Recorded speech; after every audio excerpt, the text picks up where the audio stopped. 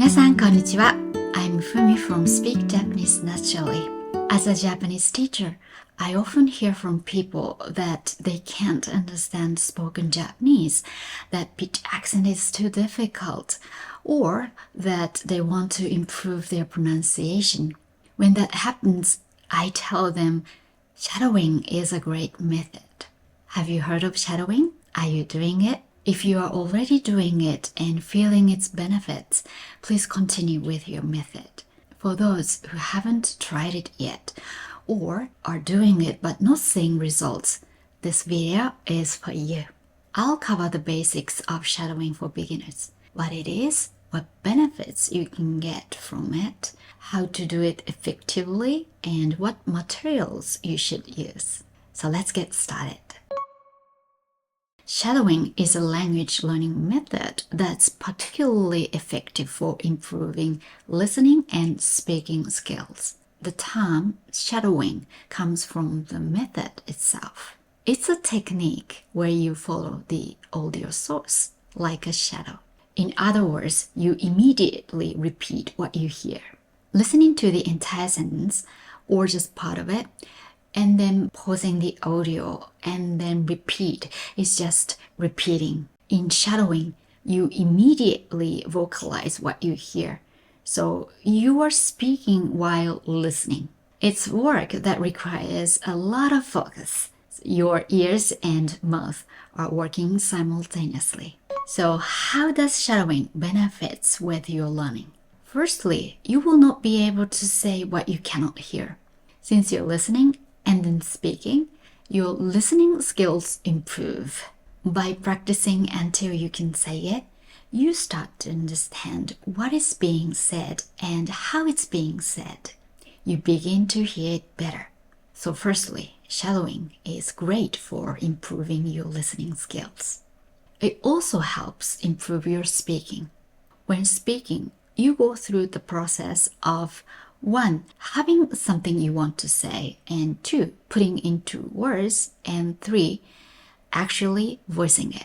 Regarding step 3, in terms of voicing, shadowing involves mimicking exactly what you hear, which leads to improvements in pronunciation, rhythm, pitch, accent, and intonation. It's helpful to have basic knowledge about what kind of rhythm Japanese has or what our pitch, accent, and intonation are. I have a subscription course covering this, so if you're interested in, please check it out. I'll also include related videos in the description. Once you understand these basics, you'll be able to hear how each element sounds when spoken in sentences, which makes shadowing excellent practice to reproduce the sounds. Also, when you actually voice and pronounce Japanese words, I believe the muscles you're using are different compared to when you're speaking your native language. For example, when saying "rarirurero," it's important not only where you place your tongue, but also how you move it. That's about how you use your tongue muscles. Repeating the sounds that don't exist in a language many times to train your tongue to use those muscles is crucial. Language learning is often compared to sports, and I believe that's accurate. Actually, before recording videos where I speak English like this, I do shadowing in English. I feel like doing so enables me to speak with a more natural English rhythm. Initially, I wasn't doing that. Then when I listened to my English while editing, it sounded like Japanese rhythm English. What I mean is that while I said stress levels stronger, I wasn't lengthening them enough because of the influence of my native language, Japanese. In Japanese, each mora has the same length. Let's think with the word karate, for example. All the hiragana, which are equal to mora, have the same length. So it's karate in Japanese. But if it's pronounced as an English word, it sounded like karate with a long vowel. That's one difference in rhythm between English and Japanese. But the way I stressed syllables in English was too short because I was influenced by the Japanese rhythm. So I started shadowing before recording and focusing on rhythm, which worked for me. What's important is to be clear about what you're focusing on during shadowing. In my case, I pay attention to lengthening the stressed syllables. As a result, I feel that when I'm actually recording, it gets a bit better. In other words, I myself feel improvements in pronunciation through shadowing, at least right after I do it.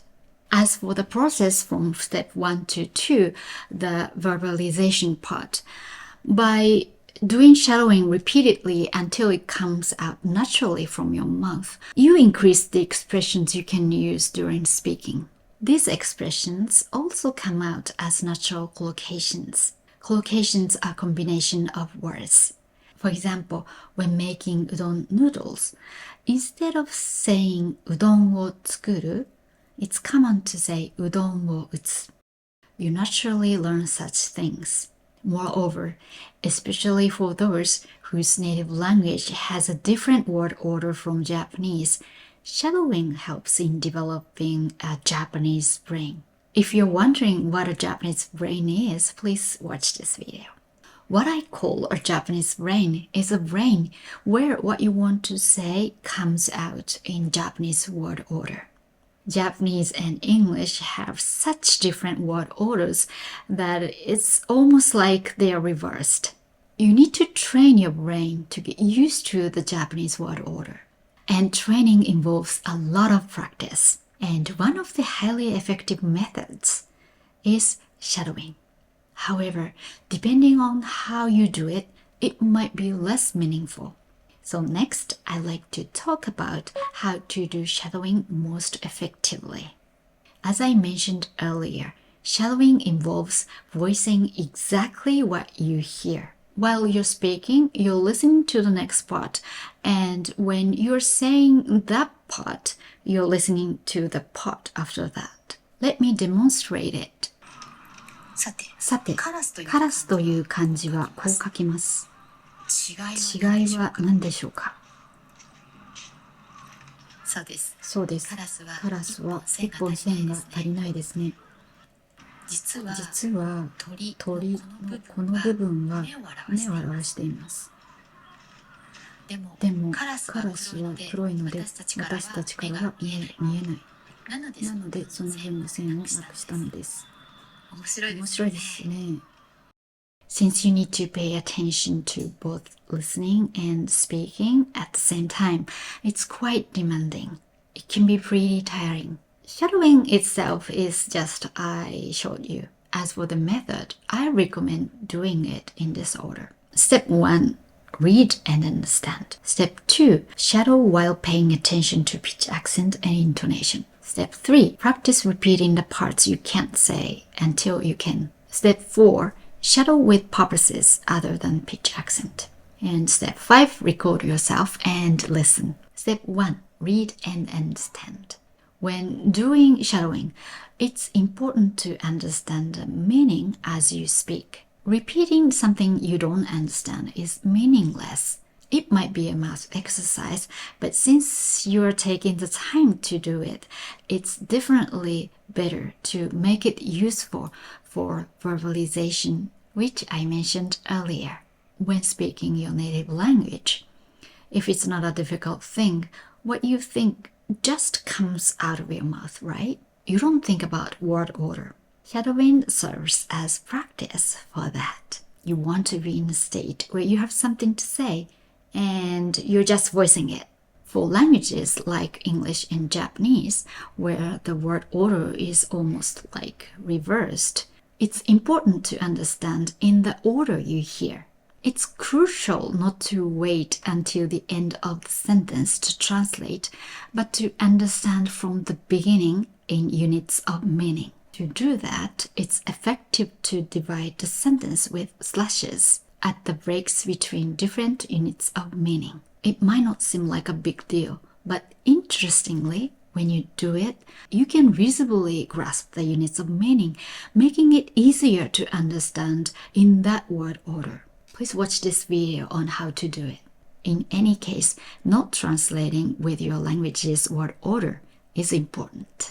In the first step, for preparation for shadowing, parse the sentence into units of meaning with slashes to understand the meaning. To do so, you might need to look up words and grammar. You don't have to memorize them, but it's important to know what you're saying.